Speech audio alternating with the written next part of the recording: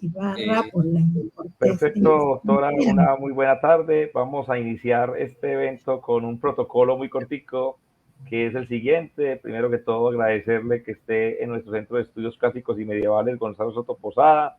Hoy una fecha muy sui generis, 29 de febrero de 2024, este año bisiesto. Entonces, seguramente no se va a volver a repetir hasta dentro de 4 años otra conferencia un 29 de febrero. Es un gusto de verdad. El doctor William Ibarra, el profesor y filósofo William Ibarra, que es nuestro director de asuntos académicos, hará la presentación de su hoja de vida y su ponencia. Y acá en sala pues, nos acompaña también el profesor Andrés Ramírez, desde un lugar de Antioquia, donde él labora, y quienes habla José Herrera, pues que soy el secretario y hago algunas cositas pues con el CESCLAN. Nos acompañan el presidente del CESCLAN, que es el doctor William Botero, por motivos laborales, igual que algunos otros compañeros, como ya mencionamos, el doctor John Estrada de la Universidad de Nueva York y el doctor Steven Valencia de la Universidad Tecnológica de Pereira, que son siempre permanentes invitados a esta actividad. Pero esperamos contactarnos con ellos o que se contacten también por la página de Facebook, la cual en este momento está transmitiendo en vivo esta conferencia. Doctora, bienvenida a nuestro Centro de Estudios Clásicos y Medievales, Gonzalo Soto Posada, Medellín, Colombia. Bien, muchas gracias, perdón, doctora, la presento y todo el espacio para usted.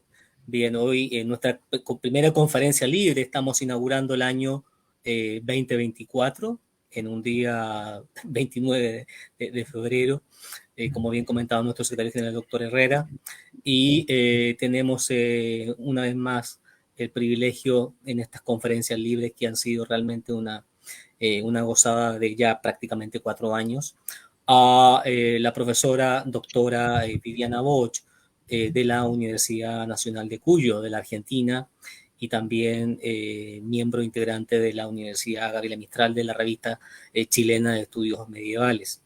Es un placer tenerla, hemos compartido varias veces, ¿no?, en congresos, etcétera, y además el privilegio de haberla tenido de docente en la universidad, la facultad. El tema de nuestra conferencia hoy, diálogo pagano-cristiano, el intercambio epistolar entre Agustín de Hipona y el Círculo de Cartago. Bienvenida, doctora, un placer para nosotros y muchísimas gracias por su voluntad y disponibilidad para nuestro Centro de Estudios Clásicos Medievales, Gonzalo Soto Posadas. Bueno, la agradecida soy yo. Agradezco muchísimo al profesor William Ibarra por esta cortés invitación a este prestigioso ciclo de conferencias libres, ¿no es cierto?, del Centro de Estudios Clásicos y Medievales, CESCLAN de Medellín. Agradezco mucho la invitación, como les digo, y comenzaré entonces con esta presentación. Para que sea un poco más ameno escuchar toda esta temática, como nos la ha presentado el profesor Ibarra, voy a intentar compartir pantalla.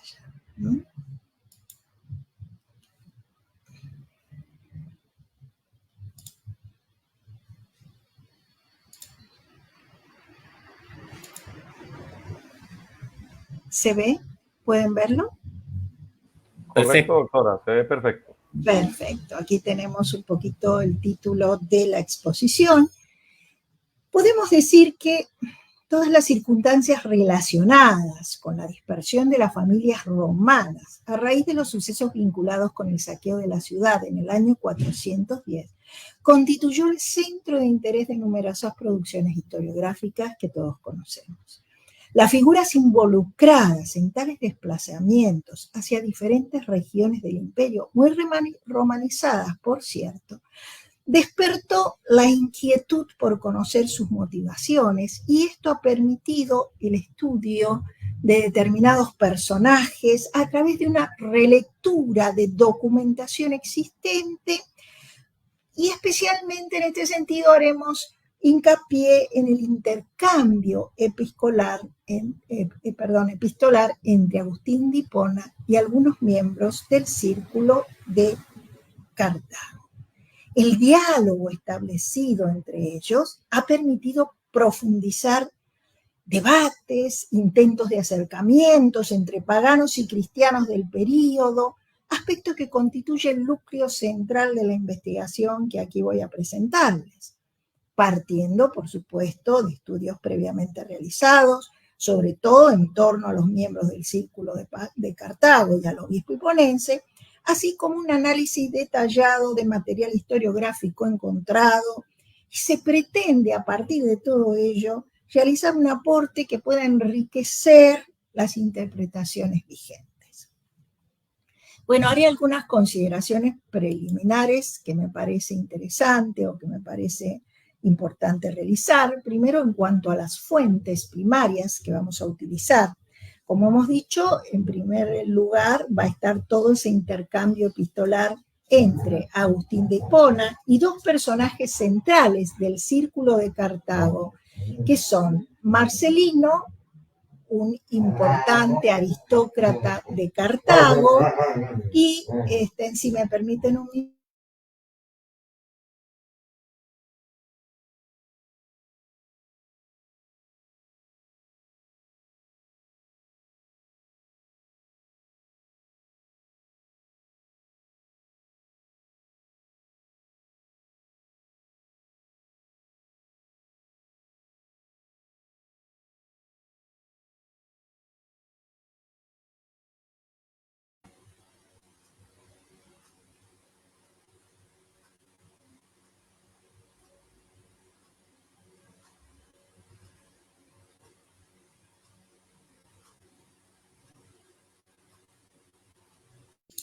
perdón, pero justamente un par de perros discutían acá cerquita y se me hizo bastante difícil continuar.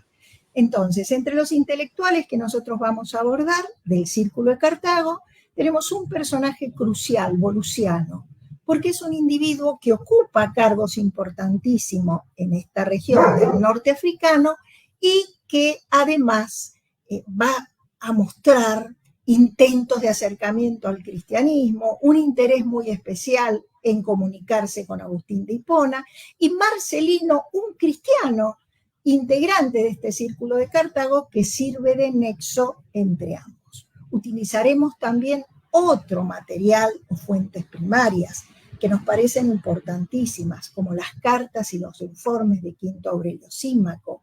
La nueva historia de Zósimo, citaremos algunos textos también interesantes. Haremos algunas relaciones a las cartas de Jerónimo de Estridón.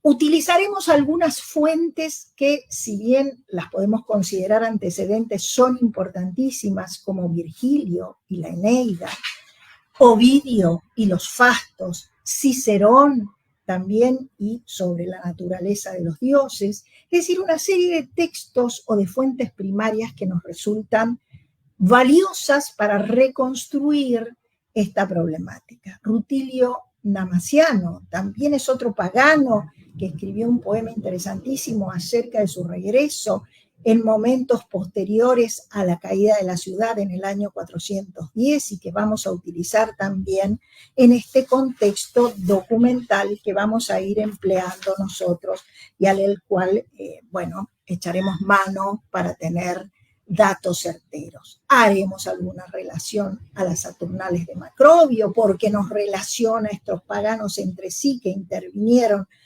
en este Círculo de Cartago, y por supuesto el corpus de inscripciones latinas que van adentrando o rellenando con sus datos y con sus aportes aspectos importantes para tener en cuenta. Por supuesto, el material historiográfico les dije que es importantísimo y variado, desde las obras prosopográficas de Jones y Martindale, desde los famosos escritos de hombres como Chastagnol, Peter Brown, Bachou, Mazarino, Matthews, Dobbs, Momigliano, Roda, Teja, Florencio Beñac de Argentina, Calós, Cameron, Ratti, Salman. También utilizaremos textos que son publicaciones mías, que van desde el año 2017, 2018, 2019, y el último de ellos justamente referido a la conversión de Volusiano en una publicación que se hizo conjunta entre la Universidad de Salamanca y Alcalá de Henares, que fue Historia sin fronteras en torno a las raíces de Europa.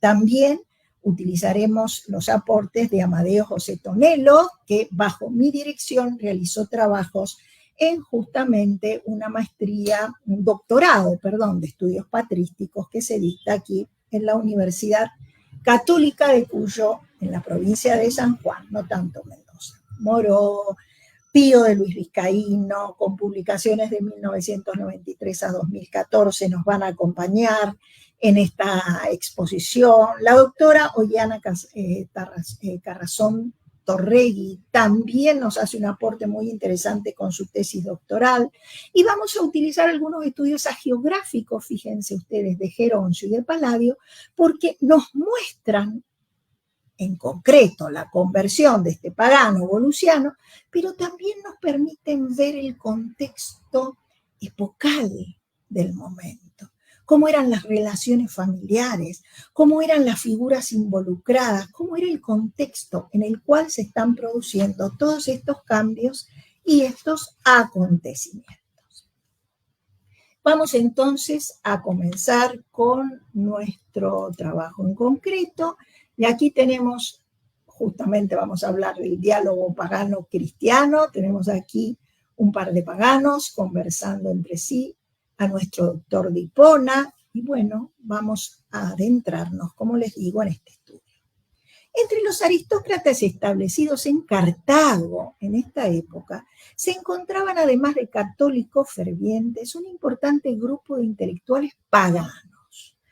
No hay información suficiente que nos permita identificarlos, sin embargo, es posible percibir sus siluetas, los contornos de sus figuras, a través de los datos que poseemos y que se desprenden de todo este documento o todo este bagaje documental que tenemos nosotros en las epístolas mencionadas. Al reflexionar sobre ellos, podemos concluir que eran altos funcionarios del imperio, destinados a las comarcas africanas y poseedores de grandes propiedades. Era una intelectualidad marcada por una actitud diletante y ansiosos de consagrarse al beneficio del ocio, nutridos por una de las corrientes filosóficas más importantes en ese momento, el neoplatonismo. Este círculo estaba integrado por hombres cultos, preocupados por el estilo elegante al escribir las reglas del buen decir, nostálgicos del pasado esplendor de Roma. Sus miembros consideraban que la ciudad Caput Mundi fue concebida desde su fundación como res sacra, y a partir de esa idea se conformó la creencia mítica de su eternidad. Numerosos ritos ordinarios y extraordinarios cimentaban la Pax Deorum y la garantía de la protección divina que aseguraba un imperio sin fin. Como sostenía Virgilio, el mismo Júpiter garantizaba su perennidad. Y cito: no pongo en sus dominios límite ni en el espacio ni en el tiempo.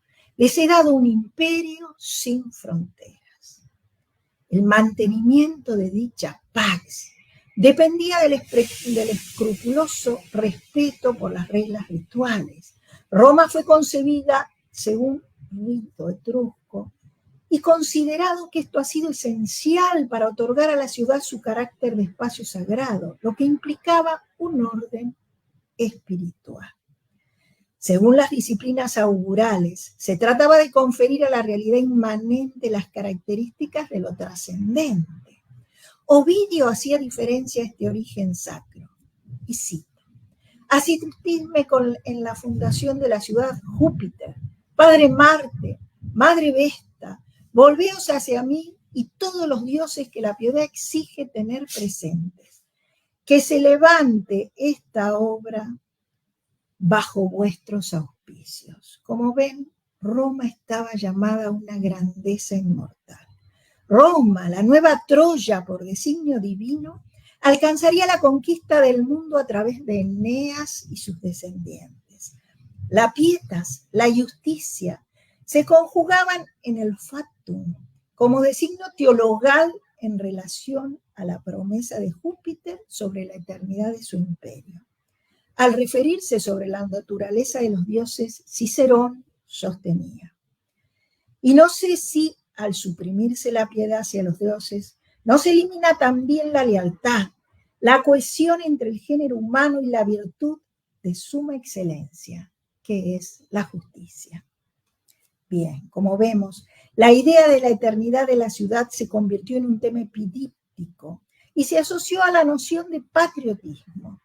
Ideas similares fueron expresadas por Zósimo, y cito, mucho tiempo después, por supuesto. Mientras ello se llevó a efecto conforme al rito, el imperio de los romanos estuvo a salvo. Estos mantuvieron bajo su poder toda la ecúmene que conocemos. Pero cuando fue relegada la ceremonia, poco a poco se vino abajo. Y en la tercera relatio de Quinto Aurelio Símaco pueden encontrarse apreciaciones similares.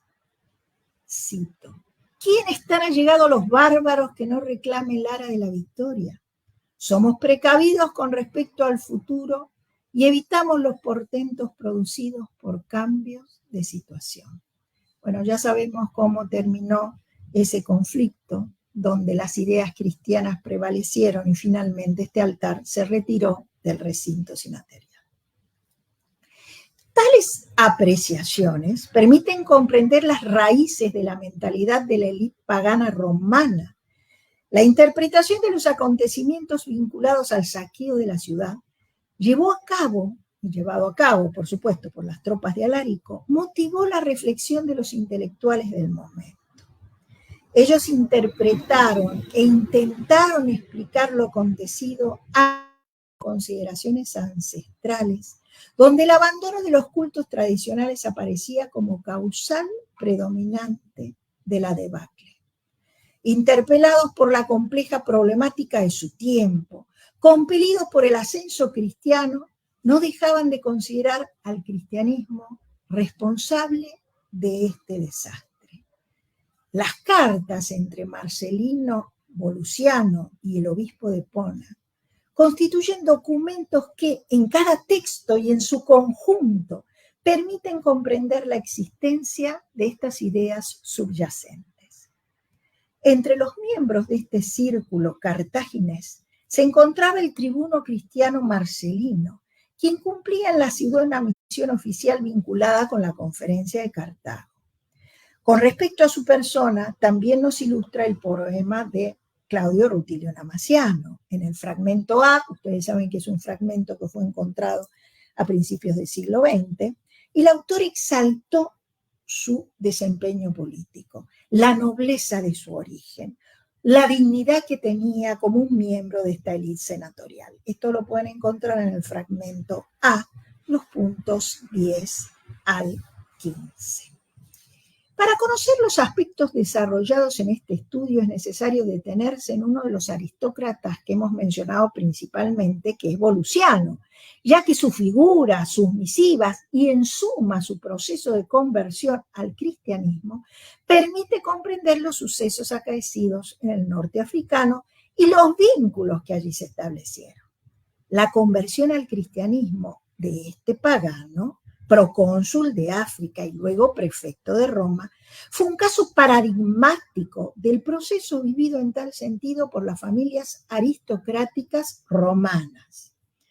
Con esta finalidad será necesario adentrarse en el análisis de la correspondencia entre Volusiano, Marcelino y Agustino. Fue en este diálogo en el cual se fundamentaron las ideas centrales del cristianismo y se expresaron las inquietudes y las dudas de los intelectuales paganos del momento. Bueno, vamos a tratar entonces de ubicarnos sobre todo en esta situación, en este contexto de Cartago, en la figura de Volusiano, para luego analizar este epistolario. Volusiano nació presumiblemente hacia el año 382 y perteneció a la familia de los Seconi, quienes de padres a hijos ocuparon los más importantes cargos en el imperio. Estaba emparentado con Melania la joven, pues Volusiano era hermano de su madre, la cristiana Albina. El pontífice pagano Cécina Albino fue su padre y era un erudito anticuario experto en las obras de Varrón. Había ocupado el consulado de Numidia y había contraído matrimonio con una cristiana. Las relaciones familiares de Volusiano son de interés en este estudio porque fueron de notable importancia su conversión al cristianismo y el espejo de la situación que vivieron numerosas familias en la época. Cecil Albino, al igual que muchos otros aristócratas, perteneció al círculo de Símaco. Es nombrado por él en sus cartas, es nombrado por Macrobio en las Saturnales, cuando lo relaciona con Vetio Gorio Pretextato, cuando lo relaciona con el mismo Quinto Aurelio Símaco, en las reuniones que se hacían en las casas de estos personajes, donde él participaba. Es decir, que era un miembro reconocido de este círculo pagano.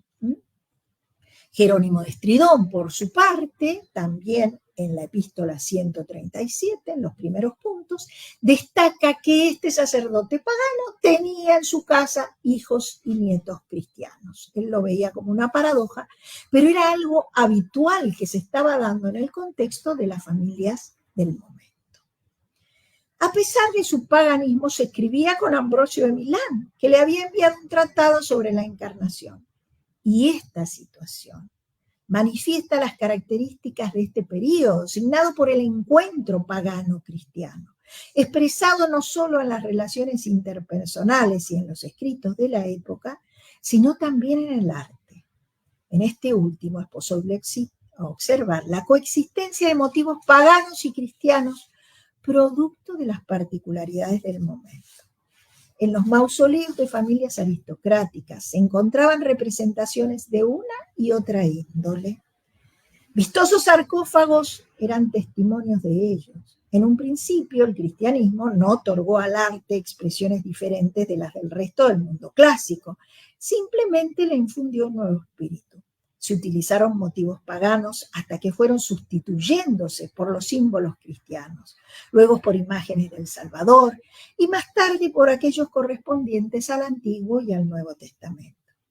Este aspecto lo explica de manera magistral, yo les diría, Luis García Moreno cuando nos dice: sin duda, estas serían las características propias del siglo IV, su conservadurismo y su impregnación cristiana.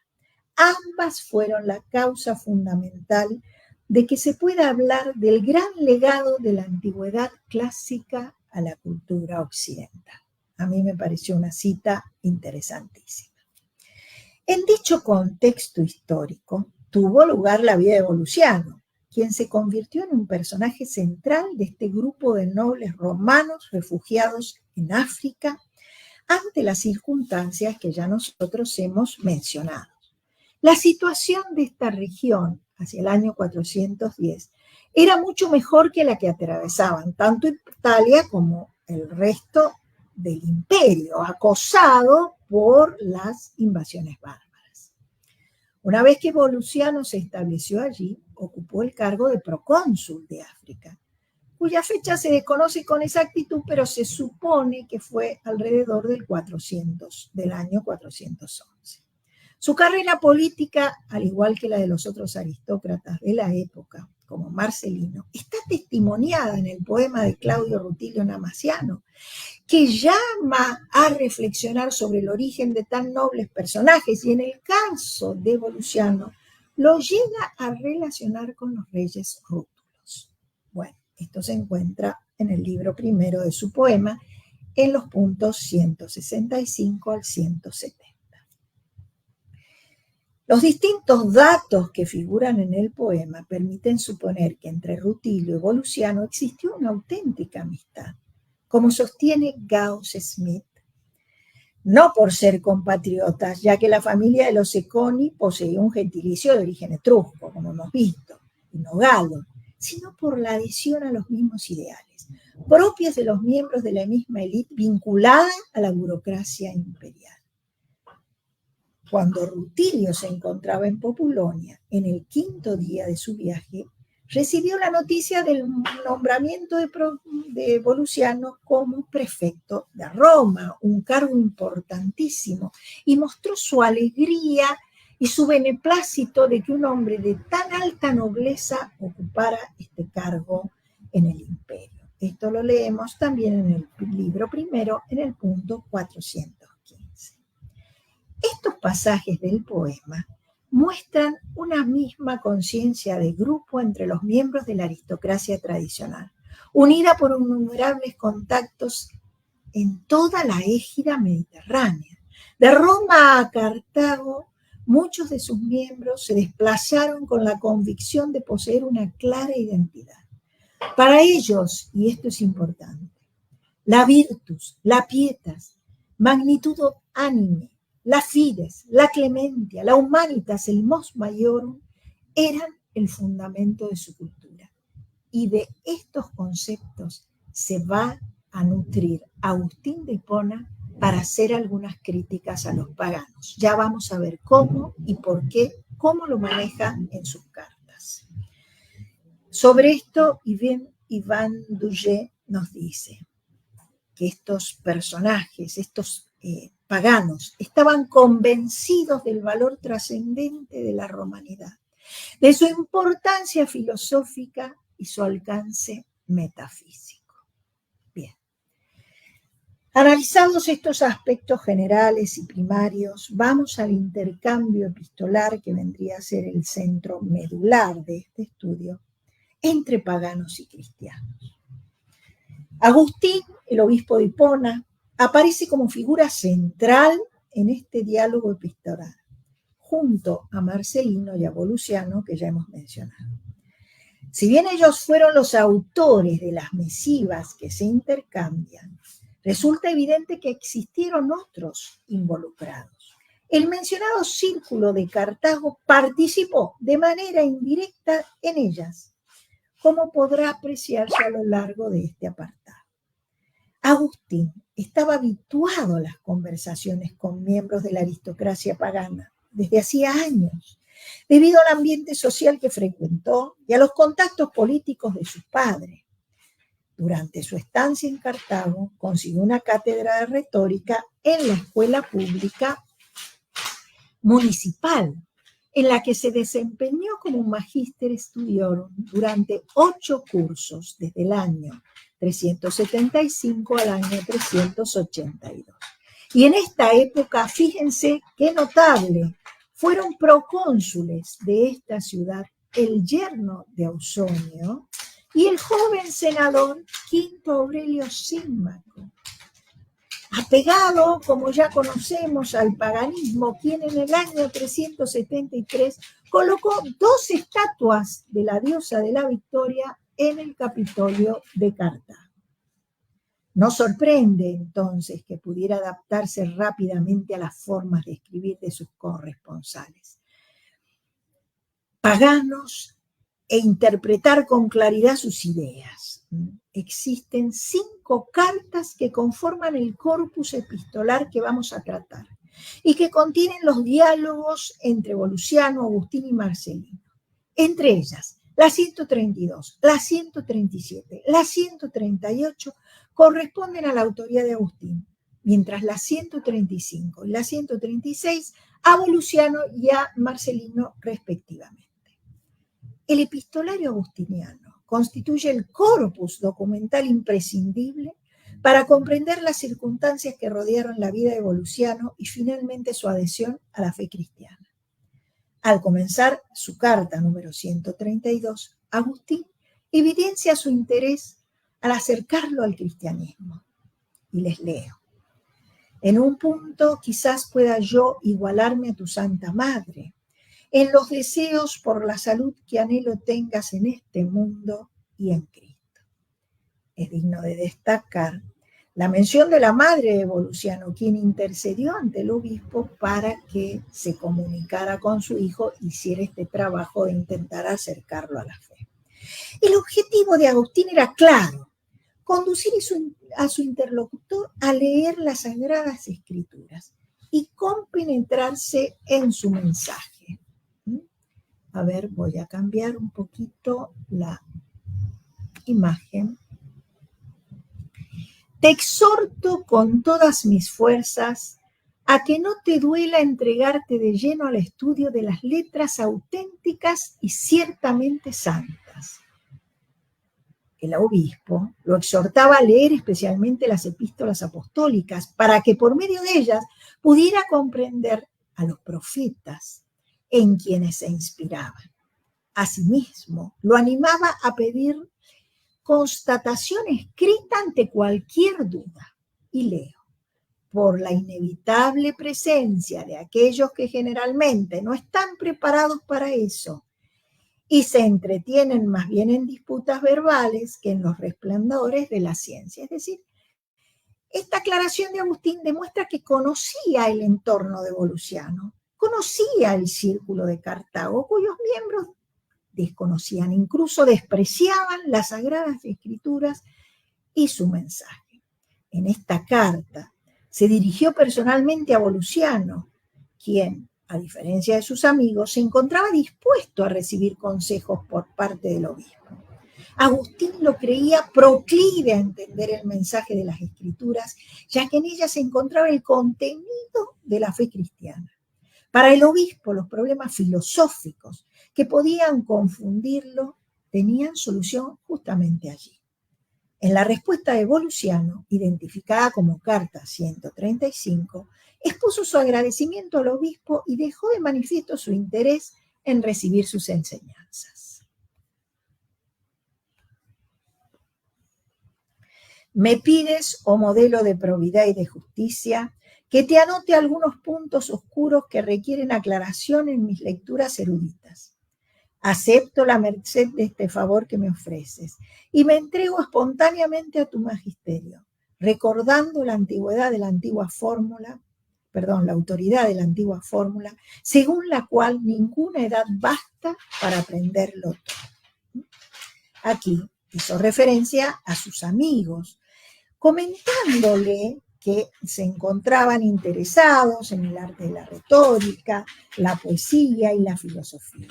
Él también le mencionó sus dudas sobre las enseñanzas cristianas relacionadas con la encarnación del Señor, la virginidad de la Madre, su infancia y la ausencia de aspectos que para ellos significara o mostraran la majestad o la divinidad de Cristo.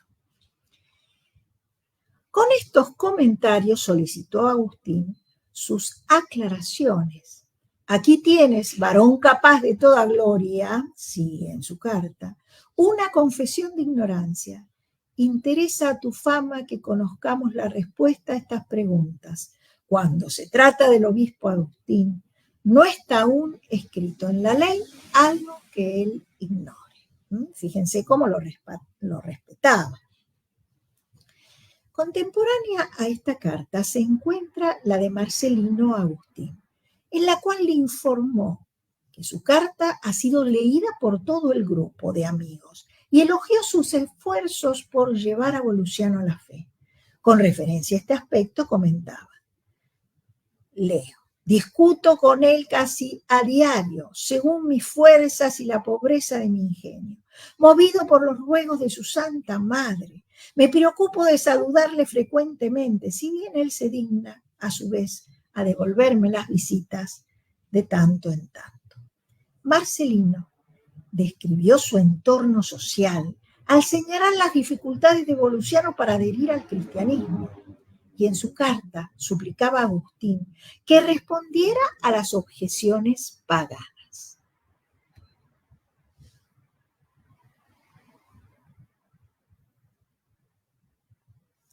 El ilustre varón Volusiano me ha leído una carta de tu beatitud y yo le he obligado a que la lea a muchos y he admirado en todos los sentidos lo que dices, aunque todo lo tuyo es verdaderamente admirable. De esta forma, evidenció que la mayor parte de los oyentes eran paganos y que Volusiano estaba verdaderamente influido por ellos. Leemos. Al recibir la carta de tu venerable persona, muchos sujetos que abundan en esta ciudad se esfuerzan en apartarles de la estabilidad de la verdadera fe. Bien, resulta evidente que Marcelino también participaba de estas conversaciones y se preocupaba por transmitir a Agustín los interrogantes que convenía que él disipara que conmovían sus mentes cultivadas, imbuidas, como dijimos, en profundos conocimientos filosóficos, que salían a la luz en cada cuestionamiento que realizaban, además de preocuparse por su amigo. Se mostró interesado en transmitir su sabiduría al círculo cartaginés en su conjunto. Tenía en cuenta el nivel cultural de los futuros oyentes, por eso sugirió al obispo utilizar un lenguaje adecuado, para que pudiera ser agradable justamente a todos estos miembros del círculo cartaginés que lo estaban escuchando. Y leemos, se trata de un problema ya sobado en el que aparece bastante clara la malicia de los que tratan de difamar la dispensación de la encarnación del Señor. Más por eso mismo, puesto que confío en que lo que tú escribas va a ser de gran provecho para muchos, me sumo a su ruego para que te dignes contestar con especial atención a las mentiras que propalan, diciendo que el Señor no hizo nada más de lo que pudieran hacer otros hombres. Bien, fueron estas consideraciones las que motivaron a Marcelino a fomentar este diálogo pagano-cristiano a través del intercambio epistolar. El mencionado círculo cartaginés estaba integrado por grupos de individuos poseedores de una evidente curiosidad intelectual, afincados en estas regiones como sobrevivientes de una época de crisis, y los diálogos que se establecen en esta correspondencia permiten entrever el escepticismo, la reserva como nota dominante, pero también evidencian la inquietud y el desconocimiento que provocaban entre ellos justamente estos conocimientos, junto a un desconcierto ante la magnitud de las respuestas que va dando Agustín. También Marcelino expuso en su carta un tema muy interesante con el que vamos a profundizar, o en el que vamos a profundizar luego, que es las críticas de los paganos al cristianismo en sí como causante de todo el desastre que estaba sufriendo el imperio.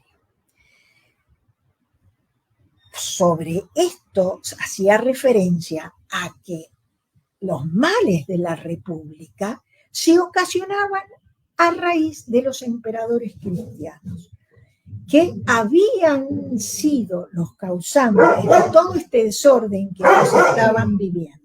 Bien, estas observaciones confirman que aquellos paganos de Cartago, entre los cuales estaba Volusiano, continuaban apegados a las concepciones que los unían a un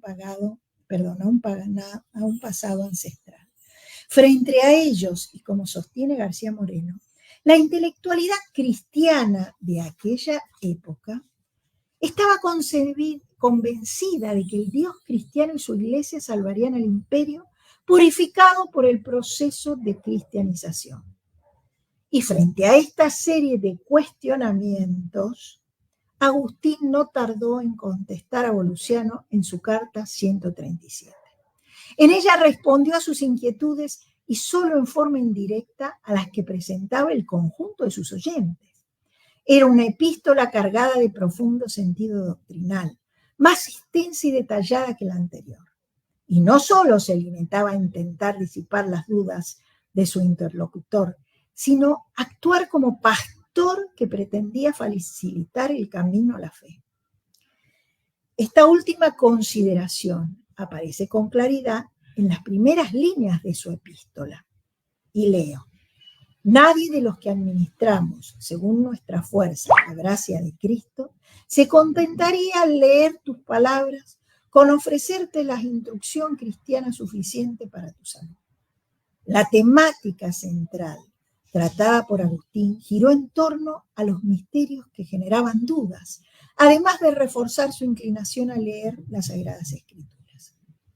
En respuesta a las presuntas imposibilidad de que un Dios radicara en un cuerpo pequeño como el de un niño, Agustín sostenía. Y vamos entonces a la próxima imagen.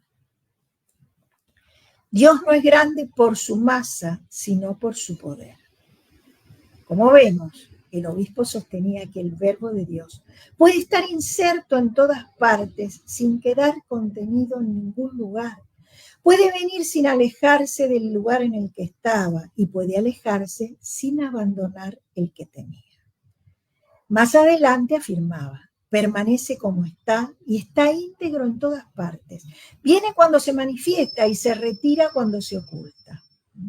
Con respecto a la encarnación del verbo, Agustín intentaba explicar que no se comprendía a través de categorías corporales.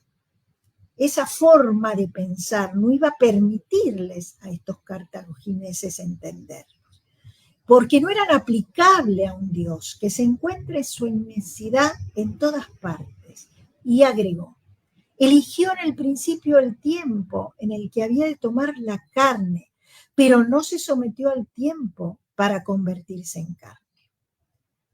Es que el hombre se unió a Dios sin que Dios se apartase de sí mismo.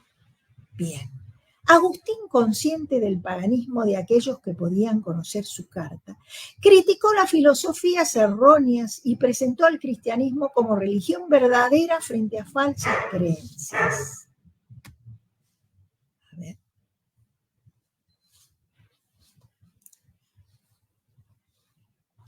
Los hombres están, por lo general, ávidos de divinidad y pretendieron alcanzarla valiéndose de portentos celestes, a las que juzgaron dioses por medio de diversos ritos ilícitos, no sagrados, sino sacrílegos.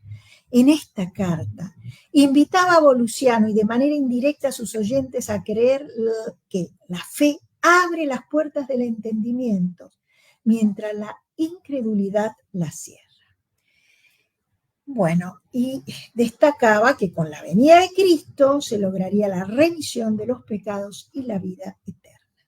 Y ahora en la epístola final, que corresponde mencionar en este trabajo, que es la dirigida por Agustín a Marcelino, conocida como Carta 138, encontramos las críticas, las respuestas a las críticas paganas sobre el bienestar de la República. En ellas, el obispo profundizó su respuesta sobre el supuesto perjuicio que el cristianismo ocasionaba al imperio. Y con respecto a la imposibilidad de que para una Roma conquistadora fuera factible poner la otra mejilla, Agustín comentó que existe una relación entre la idea del perdón cristiano y la antigua virtud de la clemencia. Fíjense ustedes cómo vuelve otra vez Agustín a las virtudes paganas tradicionales, romanas tradicionales, ancestrales, ancladas en el pensamiento de esta élite dirigente del imperio. Vuelve a ese mundo que ellos tienen en sus mentes para darles una explicación desde la nueva fe y justificar la importancia del cristianismo. La clemencia era capaz de conducir a la concordia, que era fundamental para el desarrollo de la política y de la sociedad. Como contraposición, mostraba a los dioses paganos como enemigos entre sí, fomentadores de discordia, que luchaban permanentemente. En cambio, los preceptos cristianos conducían a la concordia, es decir, al vencimiento del caos por el orden, del mal por el bien, y el beneficio que esto ocasionaba a la comunidad. Refiriéndose a las críticas que sostenían aquellos que estaban argumentando todos estos temas contra el cristianismo, decía que quienes la sostienen no quieren establecer la república sobre la firmeza de las virtudes, sino sobre la impunidad de los vicios. Fíjense a dónde los lleva, ¿no? Para el obispo, la discordia vivida por Roma a lo largo de su historia se superaría con el respeto a los principios cristianos. Y leo: ¿cuántos mandamientos de concordia? Mandamientos no inventados por averiguaciones humanas, sino escritos con autoridad divina, se leen en las iglesias de Cristo e instaba a obedecerlos. Y leemos: más aún, no duden en confesar que si existe la obediencia, esa obediencia prestaría un gran vigor a la República. Se está refiriendo a la obediencia a los principios cristianos. Fíjense que en el punto 15 de dicha carta sostenía que todos los ciudadanos del Estado, si cumplieran firmemente los preceptos propiamente sostenidos por el cristianismo, este sería ordenado y próspero. Al comentario pagano referido a que en tiempos de los emperadores cristianos sobrevinieron males a la República, sostenía que también se produjeron durante el gobierno de emperadores paganos. Y de todos modos el cristianismo llevaba a una ciudad eterna y no a una ciudad terrena. Esto es interesantísimo, porque puede verse aquí un preludio de lo que él sostuvo después en De Civitate Dei. Les voy a hacer una cita que a mí me parece que es fundamental. A ver si volvemos a la última, si llegamos a la última diapositiva. No sé, quizás no se grabó, se las leo. Soportamos, si no podemos corregir, a los que quieren que se apoye sobre la impunidad de los vicios una república que los primeros romanos formaron y aumentaron con las virtudes. Aunque es verdad que no tenían la verdadera piedad hacia el Dios verdadero, piedad que hubiera podido conducirlos también con una religión salvadora a la eterna ciudad. Pero por lo menos guardaban cierta probidad en su clase, la suficiente para constituir, aumentar y conservar la ciudad terrena. Así mostró Dios en el opulento y célebre imperio romano cuánto valen las virtudes civiles aún sin la religión verdadera, para que se entendiese que si la religión verdadera se une a ellas, constituye a los hombres en ciudadanos de otra ciudad, cuyo rey es la verdad, cuya ley es la caridad, cuya norma es la eternidad. A mí me parece que esto es magistral y verdaderamente es un preludio concreto de la ciudad de Dios o de Civitate Dei. Se ve que Agustín ya tenía en su mente con claridad asombrosa estas ideas que desarrolla y que lleva adelante después para también defenderse o continuar defendiéndose de los ideales paganos, ¿no? Bueno, finalmente podemos decir que Volusiano fue un hombre entre la incertidumbre y el cambio, que fue su sobrina Melania la joven la que finalmente influye en su conversión. No los dejo sin saber qué sucedió. Esta joven finalmente, y esto está muy bien descrito en las hagiografías, en los estudios hagiográficos de Geroncio y Palladio, en Vida Lausíaca o en la vida de Melania la joven, y allí es donde se ve cómo ella interviene para que el obispo de Constantinopla lo bautice a Volusiano en su lecho de muerte, en una misión que había tenido que realizar, ordenada por el emperador, y se convierta finalmente al cristianismo.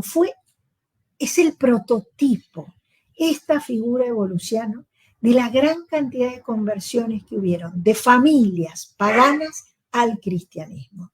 Esto fue notable. Muchísimas de las familias paganas tradicionales, hasta de la misma familia, descendientes de la misma familia de Quinto Aurelio Símaco, terminaron tomando la fe cristiana.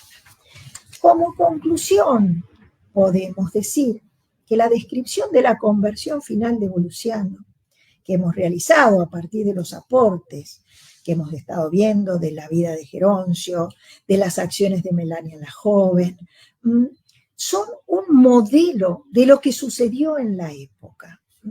Es importante ver cómo estas figuras femeninas es bastante común que aparecieran en estas familias intercediendo para lograr estos logros, para lograr, estas conversiones de personajes cristianos.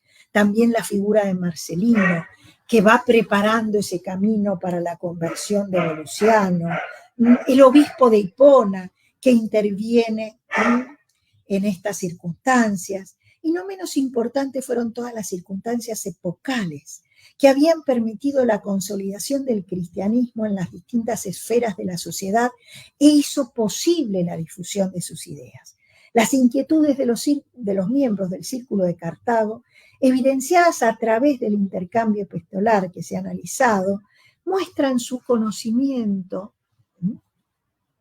de todas estas circunstancias tan importantes que nosotros podemos encontrar y reflejar. Yo les diría que leer estas cartas significa ponernos en el contexto de una época caracterizada por un profundo suceso de cambio. Como síntesis de lo expuesto, puede sostenerse que la reconstrucción de la conversión de Volusiano, realizada por Geroncio, así como lo informado por los documentos tratados, constituyen aportes fundamentales para comprender las circunstancias vividas por paganos y cristianos en una época de crisis. Tales acontecimientos fueron el producto del diálogo entre ellos, facilitado por pertenecer al mismo ámbito social e intelectual. En este contexto, caracterizado por la erudición y vinculado por el parentesco, fue posible el intercambio de ideas e inquietudes. Dichos aspectos permiten interpretar los intereses de una sociedad en genuino proceso de cambio, en el cual el cristianismo configuró un nuevo horizonte a seguir. Volusiano representó el arquetipo de un pagano que, luego de entrar en contacto con cristianos de la talla del obispo de Hipona, Marcelino y Melania, vivió un proceso complejo caracterizado por un paulatino abandono de sus creencias ancestrales y que concluyó en una adhesión definitiva al cristianismo. Este suceso fue sin duda espejo de una época de profundas inquietudes espirituales. Bueno, muchas gracias.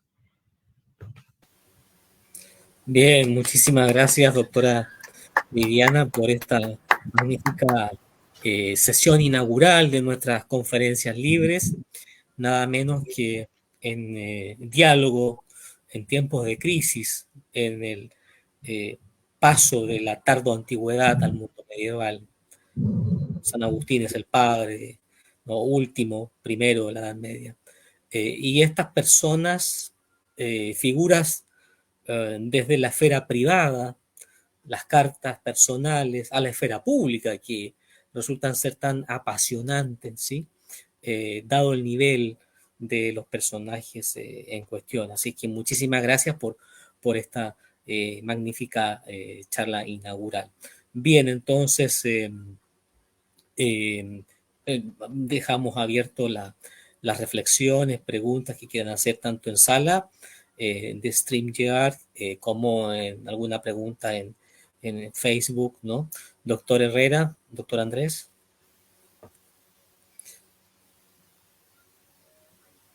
Audio no tienes, José.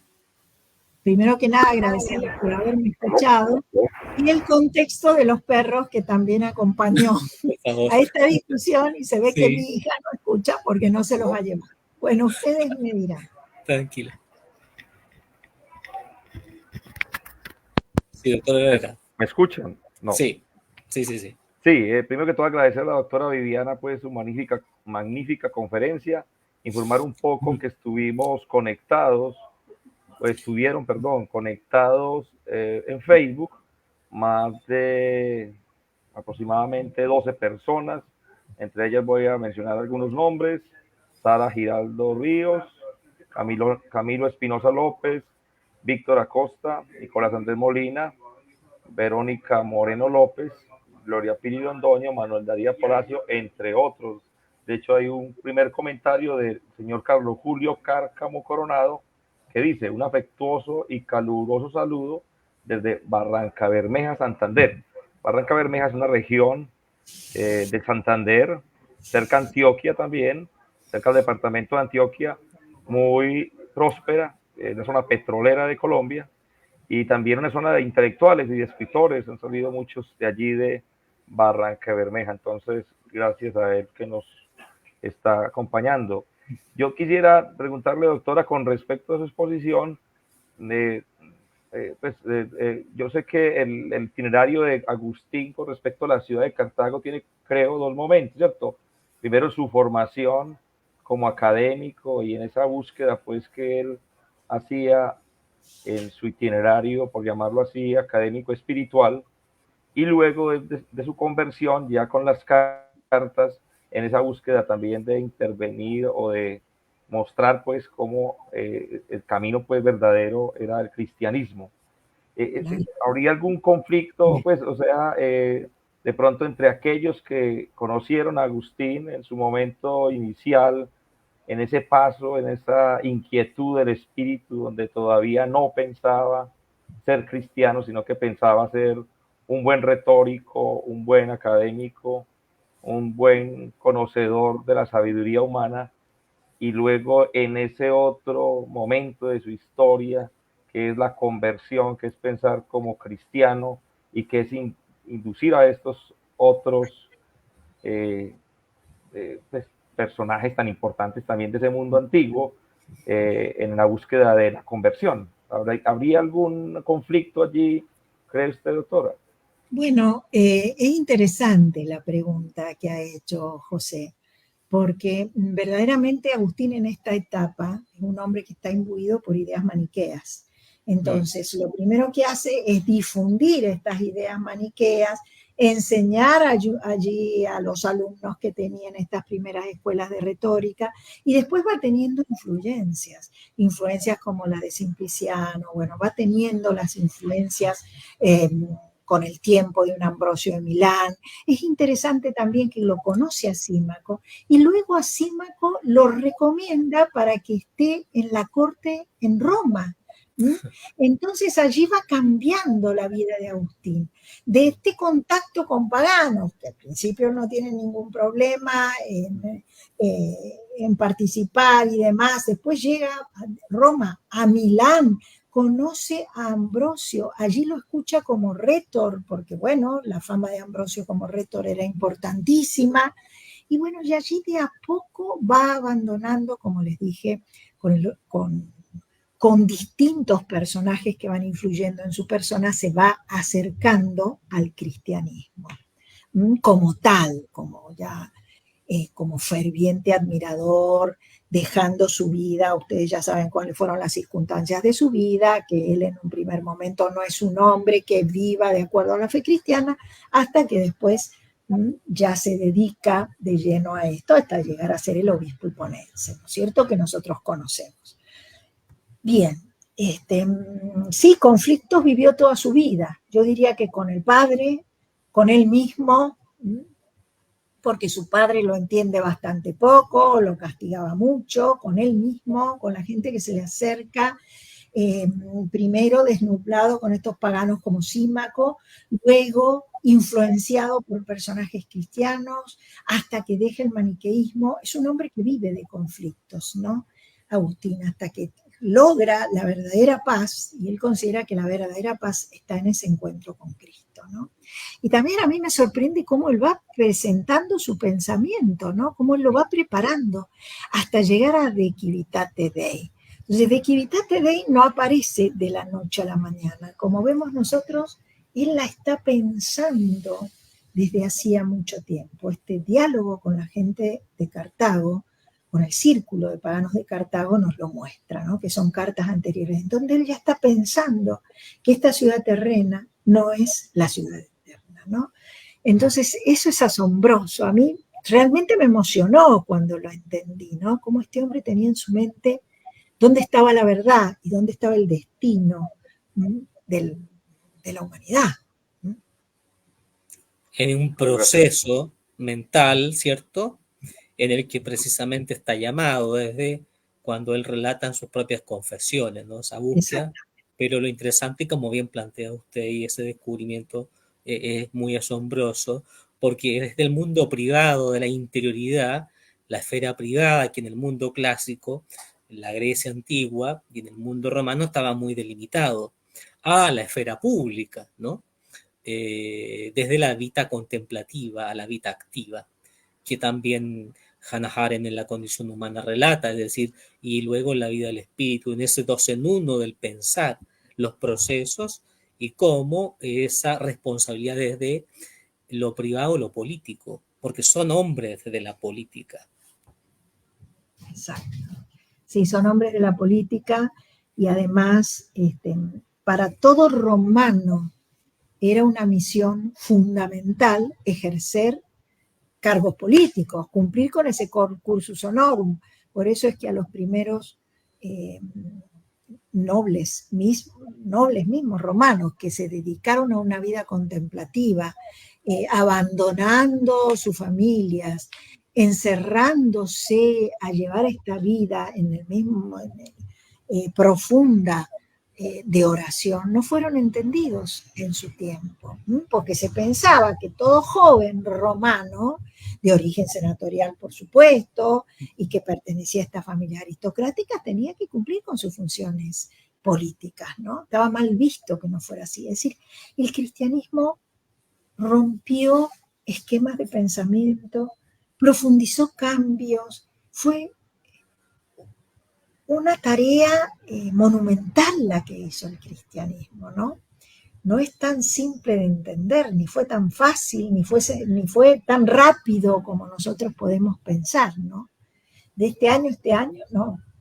Fue un proceso lento y complejo. Sí, muchas gracias, doctora. Andrés, ¿quiere comentar algo? ¿Reflexión? ¿Pregunta? Sí, hola, pues ¿se escucha? Sí. Bueno, pues muy buenas tardes, muchas gracias a la profesora Viviana. Me parece sobre todo de resaltar como el lujo de detalles en las referencias. Hay una precisión exhaustiva y eso pues agrada bastante a los momentos de las escuchas y apreciar este tipo de estudios. Pues yo sí realmente tengo como inquietudes, me gustaría que de pronto la profesora Viviana nos comentara si conoce y si tiene pues algún comentario al respecto. Lo primero sería en relación a eso, y es, sabemos cuando hacemos este tipo de historia intelectual o de búsquedas en relaciones literarias y sociológicas, sabemos que los epistolarios tienen un papel muy importante, ¿cierto? No importa en la época que sea, las cartas van a tener un papel relevante en la reconstrucción de estos momentos. La primera pregunta, profe, es, ¿usted encuentra una relación o una irrupción entre el epistolario y el San Agustín retórico? Es decir, ¿hay un abismo entre las cartas y su discurso filosófico y teológico o hay una afinidad entre ellas? Y esto lo digo tanto pues en el estilo de escritura que se puede presentar como también en las referencias que él tiene. Y esto lo pienso precisamente por la... Claro, les pediría que me esperen un minutito, por favor.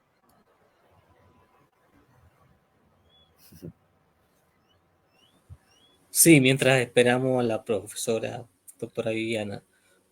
Si alguien más quiera en Facebook, algún comentario, doctor José. No tenemos comentarios en el Facebook, solo que hablé del saludo. Podemos de pronto, que estamos en vivo por Facebook, también invitar a nuestros próximos eventos que vamos a tener, doctor. Perdón, acá estoy. Viviana ya está. Por supuesto que el epistolario de Agustín hay que analizarlo teniendo en cuenta que es un hombre que tiene formación retórica, que tiene un gran interés por esta formación retórica. Incluso allí, fíjense que lo leí, quizás esto hay que profundizarlo más, el mismo Marcelino le pide que cuide la forma, primero para escribir, porque hasta el momento no están hablando, o por lo menos no nos quedan a nosotros datos de que hayan hablado personalmente, ¿no es cierto? Entonces, que esa retórica oral se haya podido apreciar o entrever. Pero sí el nivel de la escritura muestra que es un hombre capacitado en el arte de la retórica, ¿no? En el buen decir y en el buen escribir, como le pide Marcelino, que tenga cuidado, así como lo tiene en el buen decir, se ve que era un hombre que hacía un buen ejercicio de retórica en todo lo que fueran sus exposiciones orales, que también tuviera cuidado en la delicadeza al escribir, porque justamente estos oyentes de sus cartas eran hombres que iban a estar en todos esos detalles, ¿no? Estaban allí sin ocupar grandes cargos, habían venido a sus villas del norte africano, pensando bueno, que Roma estaba lejos, que todo lo que había pasado, que se les desmoronaba el imperio, y bueno, justamente estaban interesados en dedicarse al ocio, dedicarse al estudio, dedicarse a esta crítica chiquitita en cuanto a la forma de escribir y de expresarse. Es un panorama interesante, ¿no? Es un panorama interesante el que tiene este círculo de Cartago. Estos hombres que piensan, porque están tan dolidos porque creen que Roma cae. Y encima los causantes de este problema son justamente estos cristianos, y Agustín los representa, ¿no? Marcelino los representaba, bueno, pero se ve que lo toleraban porque era uno de sus amigos y ocupaba cargos políticos. Pero bueno, hay una actitud quisquillosa en cuanto a lo que están ellos juzgando de la expresividad de Agustín, ya fuera oral, si es que lo escuchan, que nosotros no tenemos prueba de esto, o escrita. Tampoco tenemos los nombres. Solamente conocemos a Marcelino, solamente conocemos a Voluciano, que hemos tenido que rastrear y encontrar, a ver con qué pagano él está teniendo esta problemática. No fue fácil de encontrar, lo encontramos a Voluciano, y fíjense que Voluciano aparece como el arquetipo de aquel que se convierte, que es propio de lo que está sucediendo en la sociedad de la época, ¿no? Y Marcelino, que ustedes ya saben por De Civitate Dei, que era un gran amigo de Agustín, ¿no? Bien, muchas gracias. Andrés. Profe, muchas gracias. Qué pena abusar de la confianza, pero es aprovechar también tu conocimiento del tema y pues no dejar las cosas tan abiertas.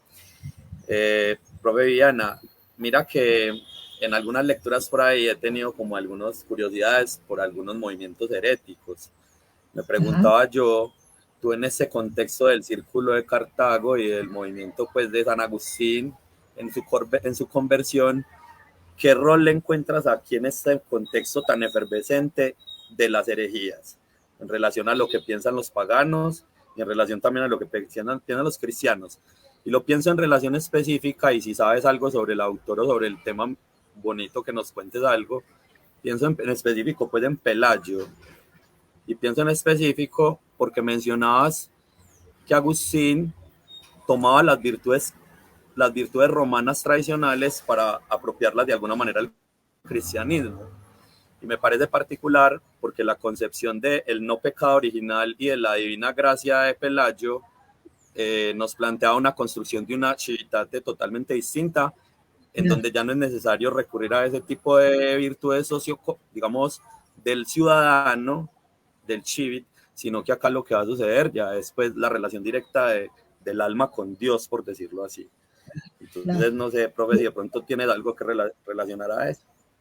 Claro, a ver, ya sabemos que el cristianismo sufrió distintas herejías. Ese ambiente de herejía desde el donatismo en adelante se ve en el norte africano. El pelagianismo es uno de esos movimientos que aparecen y van dividiendo, desgajeando lo que podría ser la ortodoxia. Justamente en la conferencia de Cartago, a la que está invitada, a la que está invitado Marcelino, es allí donde se ponen los argumentos de una y otra línea, y termina imponiendo Marcelino como representante enviado por el imperio la ortodoxia cristiana. Es decir, que es un momento efervescente. Pero al paganismo no le interesa. El paganismo considera que todo cristiano es un ateo porque desconoce sus dioses ancestrales. Entonces, el cristianismo, si se pelean entre ellos, mejor. De hecho, una de los comentarios que hay de la época de Juliano es que permitió el ingreso de cristianos como Atanasio y demás expulsados de Roma y de arrianos en esa circunstancia, en ese momento, para que se pelearan entre sí y se mataran entre ellos, ¿no es cierto? Y el paganismo saliera beneficiado. Bueno, otros autores no consideran eso, sino que era un hombre tolerante dentro del paganismo, bueno, como fuera. El paganismo considera que el cristianismo, de la línea que sea, está atentando contra el equilibrio de su existencia. Porque la Pax Deorum, el acuerdo con los dioses, el eterno pacto con Júpiter, era lo que aseguraba su existencia histórica. Y si eso se quebraba, el imperio se vendría abajo. Eso lo hemos mencionado con las fuentes que nosotros citamos, que son antecedentes, pero que nos explican esta mentalidad. Hay que entender que los paganos eran hombres de fuste también, eran hombres que tenían ideales, eran hombres que creían, que estaban formados en esa mentalidad clásica tradicional y que su mundo se les desmorona ante sus ojos. Eran hombres que sufren ese cambio. Entonces no les interesa a los, dice Pelagio, no les importa lo que va a pasar en la conferencia de Cartago.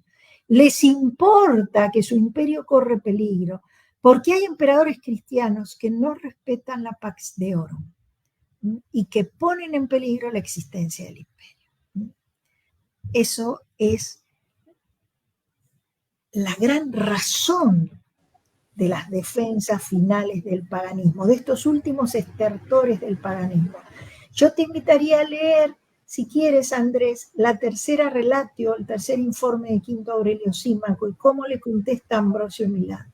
Porque yo creo que allí está la clave de dos maneras diferentes de entender el imperio, que no pudieron conciliarse y que una termina imponiéndose sí o sí a la otra. Muy bien, muchísimas gracias, doctora Viviana. Solo resta agradecer su generosa voluntad. Estamos muy contentos de haber tenido esta inauguración 2024, nuestras tradicionales conferencias libres, ininterrumpidamente, y que la conferencia de marzo será el último jueves previo a el feriado de Semana Santa, el 28. El título ya lo tenemos, es la doctora, ya lo comento, va a salir la publicación.